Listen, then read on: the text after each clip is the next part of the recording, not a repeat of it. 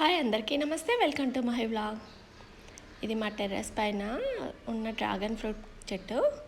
మంచి కాయలు వచ్చాయి, పండు కూడా అయ్యాయి, మంచి కలర్ వచ్చాయి. ఇది రెడ్ డ్రాగన్ ఫ్రూట్, లోపల పల్ప్ అంతా రెడ్గా ఉంటుంది.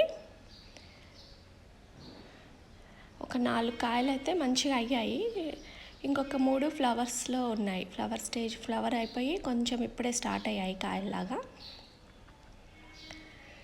అయితే కొంచెం ఎర్రగా అయింది, ఒకటి తెంచుదామని ఈరోజు చూద్దామని వచ్చాము.